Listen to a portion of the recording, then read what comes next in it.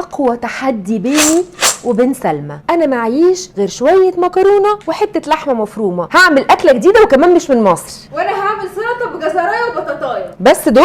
هي دي السلطه؟ شويه حبشتكنات يعني، بس هتبقي تشوفيها يعني، وانا اللي هكسب كده كده. على العموم انتوا اللي هتحكموا مين اللي هيكسب، وانا اكلتي بصراحه هتبقى اساسيه. يلا نشوف التحدي ده وانتوا اللي هتحكموا بنفسكم مين اللي هيكسب. ما بخافش على فكره. طب يا حبيبتي وريني شطارتك. يلا بقى نبتدي على طول. وطبعا يا جماعه الشيش برك مش بيتعمل بالمكرونه، بيتعمل بعجينه، بس طبعا الطريقه دي اللي هي السريعه. فانا جبت المكرونه الصدف اللي هي او بيسموها الودع، انا بسلقها. تقدري تعمليها برده بمكرونه بنه، مش لازم يعني الصدف دي. هتحطي ميه على النار، لما تغلي هتحطي معلقه ملح وتنزلي بالمكرونه. هتاخد حوالي 7-8 دقائق. بعد 4 دقائق لازم تديها تقليبه كده علشان ما تلزقش منك في الحله. بعدها ب4 دقائق تانيين هتلاقيها اتسلقت، بس يا ريت تدوقي واحده، وبعد كده تصفيها وتركنيها على جنب. ندخل بقى على الصوص اللي احنا هنعمله. اول حاجه هبتدي باللحمه المفرومه. انا جبت طاسه على النار او تجيبي حله وتحطي فيها قد معلقتين كده من الزيت، وتحطي فيها بصلتين كبار. انت لو حتى عندك ربع كيلو لحمه مفرومه برضو كتري البصل جدا، لان البصل كده كده بيقل زي ما انت شايفه، بس بيدي طعم حلو قوي بيعسلها. بعد ما البصل وصل للون ده والمرحله دي تنزلي بقى بالفلفل. لو عايزه تحطي سبايسي حطي، انا حطيت فلفل رومي وسبايسي، بحب احط الاحمر ده بيدي لون ظريف. وحطيت شويه شطه وشويه ملح وشويه فلفل اسود. انا نزلت بالطماطمايه المبشوره، وبعد كده شوحت كويس جدا جدا. وبعد كده هحط ربع كوبايه من الميه وهسيبهم يدخلوا في بعض كويس لحد ما ادوق بس بالطرف كده ايه ان اللحمه استوت. وهي طبعا هتكون استوت يعني. شلنا بقى اللحمه من على النار وبنبتدي نعمل الصوص الابيض. انا جبت حوالي كوبايه من الميه، عليها معلقه كبيره من النشا، ودوبتها كويس جدا جدا وحطيتها على جنب عشان هستعملها دلوقتي. دول 4 كوبايات كبار من الزبادي ومعاهم كوبايه لبن كبيره. انا حطيت الزبادي على النار، ابتدى يسخن معايا، رحت حاطه النشا اللي بالميه. ولازم تستني شويه لحد ما ياخد غلوه علشان النشا يكون استوى. ولازم برضو تدوقيه كده لما ما يبقاش طعمه نشا والقوام اتظبط معاكي، بس ما تتخدعيش لان كده كده الزبادي قوامه تقيل، فلازم النشا يستوي. المهم يا ستي، ونزلت بالمكرونه، وبعد كده نزلت بجزء من اللحمه لان احنا عايزين جزء تاني نزين بيه. وطبعا انا دقته لقيته محتاج ملح وفلفل فظبطته. مهما كانت كمية المكرونة أو كمية اللحمة، هو المفروض إن الصوص بتاعها الأساسي الزبادي ده. انت بقى حابة الزبادي يكون نسبته كبيرة والمكرونة فيه شوية صغيرين، حابة يكون الزبادي يشربه كله زي ما أنا عملت عشان إحنا بس عددنا كبير شوية وده اللي كان الزبادي المتاح المفروض يعني. فنسبة المكرونة واللحمة حسب عدد أفراد أسرتك. المهم يا ستي، أنا دلوقتي جبت كزبرة خضراء، أي بقى خضرة تلاقيها بس مش شبت يعني، يا كزبرة يا بقدونس. تخرطيها كده وتحضريها على جنب، وتجيبي معلقة سمنة كبيرة كده حلوة وتروحي حاطة فيها معلقة توم.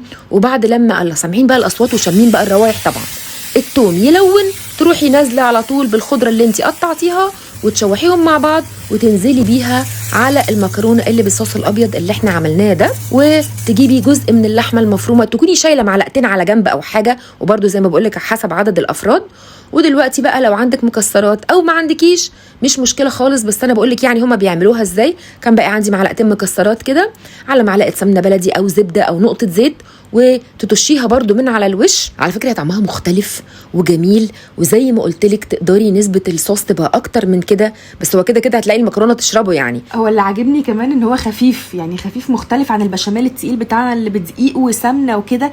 لا عاجبني ان هو معظمه زبادي فالصوص خفيف يعني. مش عارفه هما هيجربوا ويدوقوه، هو طعمه حلو يا جماعه. لا لو سمحتي خلاص كفايه كده بقى، اقول انا الريسيبي بتاعتي بعد اذنك. حبيبتي السلطه يا جماعه، التحدي يا جماعه اللي قلت لكم عليه، اتفضلي. بصراحه السلطه يا جماعه تعجبكم جدا جدا. هاتوا جزر وبطاطا وقشروهم وقطعوهم بقى باي حاجه انتوا عايزينها يعني، بس اهم حاجه تكون صغيره علشان تستوي في الفرن او في الاير فراير، عشان هي في الاخر سلطه، فمش عايزين يعني كتل كبيره او قطع كبيره في السلطه بقى ونقعد نفتح بقنا قد كده، فاحنا عايزينها قطع صغيره عشان تستوي اسرع كمان. صح بالظبط. ودخلتها بقى على الاير فراير. انا خدت معايا على درجه حراره 180، اخدت تلت ساعه، اخدت 25 دقيقه بالظبط. على الفرن بتهيألي هتاخد نفس الوقت يعني. قلبتيها في النص ولا سبتيها؟ قلبتها في النص طبعا. اوكي. بعد كده بقى اي ورقيات خضراء عندك، كابوتشي، جرجير، خس. انا حطيت خس على جرجير، ده بيكون احسن ميكس يعني. تغسلوهم كويس جدا ونشفوها كويس عشان لو هتتشال في التلاجة شويه الميه بتاعه الخضار ما تقعدش بقى تنزل على السلطه وتبقى ميه وتبوظ بسرعه والكلام ده. واخدين بالكم من ميه دي؟ ميه بس. وتشيلوا بقى العيدان بتاعه الجرجير دي عايزين الورق بس. عايزين الورق بس، وقطعوها برضو ايه يعني، قطعوا كل ورقه 2 كده عشان ما تبقاش الورق كبير قوي في السلطه يعني. نعمل بقى الدريسنج الصوص بتاعها، اي حاجه كونتينر او يعني جار او اي حاجه، او مش لازم حتى بويسك عادي او شوكه. معلقه كبيره مستردة وعليها نص معلقه توم صغيره، ما تكتروش في التوم عشان ما يحماش يعني. معلقه عسل كبيره، وربع كوبايه زيت زيتون لان هو ده اللي هيدي القوام يعني بتاع الصوص. طب لو ما عنديش زيت زيتون وعندي زيت عادي؟ طعم الزيت العادي مش احلى غني. حاجه. مش احلى حاجه. وبعدين هو المفروض برضو نحط خل تفاح، بس انا حطيت خل عادي يا جماعه، ما توقفوش نفسكم. حطيت معلقتين كبار خل عادي، نص معلقه صغيره ملح، نص معلقه صغيره فلفل، زعتر، المفروض زعتر فريش بس انا ما كانش عندي فحطيت زعتر ناشف. وطبعا يا جماعه شايفين هي بتفركه عشان يطلع ريحته. وليمونه هنقشر القشر، هنحط القشر وهنعصر الليمونه ذات نفسها شخصيا يعني جوه الدريسنج، واقفل وقلب قلب قلب. وممكن على فكره الصوص ده تعملوا منه كميه لو عجبكم يتحط في الثلاجه 5 ايام 6 ايام عادي يعني، مفيش مشكله. اي خضار سلد ينفع عليه بالظبط كده. التفاح بقى قطعته في الاخر عشان ما يسودش، وجيبوا اي جبنه فته عندكم. طب سؤال هنا، انت اللي عملتيه ده دخلتيه يسقع ولا هتحطيه يسقع بالتفاح والجبنه؟ هو المفروض لو حد هيعمل السالد دي قبل الاكل يعملها الاول عشان يسيبها تسقع. تمام، حتى بالتفاح هيسقع بالجبنه؟ بالتفاح بكل حاجه. خلوا بس التفاح تحت خالص وعليه بقيه الخضار علشان ما يسودش على الوش. ودي جبنه ايه؟ دي جبنه اي جبنه فته عندكم. انا لو قلت لهم ان دي جبنه ماعز هيقتلوني. فحطوا اي جبنه فته عندكم. بتنفع جبنه قريش، جبنه بيضاء عاديه، دلع، طبعا اي جبنه؟ طبعا اي جبنه بيضاء يا جماعه يعني انتوا فهمتوا الكونسبت نفسه، اعملوا بقى اللي انتوا عايزينه. طبعا في الطريقه الاصليه حط بيكان، بس احنا هنا بنستخدم عين جمل عادي جدا. وعليها معلقه عسل علشان عايزين نكرمله. ايه ده، انت ما حطيتيش زيت ولا زبده ولا اي حاجه؟ لا خالص، واحنا هنكرمله هيبقى شبه الكاندي كده. شبه حلاوه المولد يا حبيبتي. بالظبط. فنقعد نقلب لحد ما يبقى لونه ايه، بني فاتح كده شويه. تحسوا ان هو بدا يمسك في بعضه كده، احنا وصلنا خلاص. طلعت بقى طفت شويه نعناع عشان ده مهم جدا برده في السالد. هنحطه في الاخر خالص يعني. ناسامبل بقى، نحط كله على بعضه، الخس والجرجير، وعليه بقى البطاطا بعد ما خلصت في الاير فراير هي والجزر. الالوان اصلا تحفه، ولما بيطروا كده ويطلعوا السكر بتاعهم بيبقوا فظاع. بعد كده سلمى كيتشن عشان دي بتاع مامي.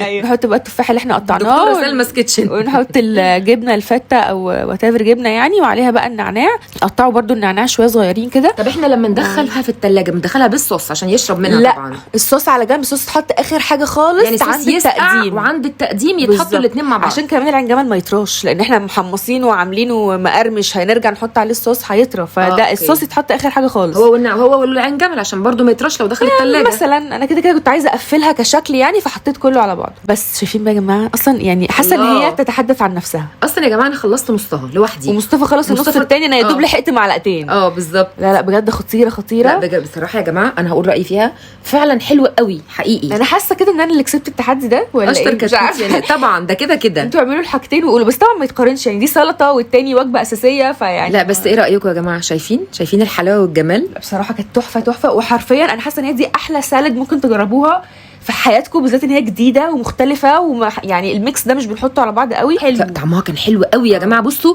ميكس داخل في بقكم كده، انتوا مش عارفين ايه جاي منين رايح فين. حلو قوي بجد، ميكس اوف فليفرز كده خطير، حلو قوي. انا هقول رايي في المكرونه، هي فعلا عجبتني قوي قوي قوي فعلا يعني. هي جديده وخفيفه، وطشه الكزبره حاسه ان هي مختلفه جدا بالثوم يعني. فاعملوا الحاجتين وقولوا لنا مين كسب التحدي. وعايزه اعرف شيش برك ده اكله مصدرها بلد ايه بالظبط؟ تقريبا شاميه والله. طب تمام. بسم الله الرحمن الرحيم.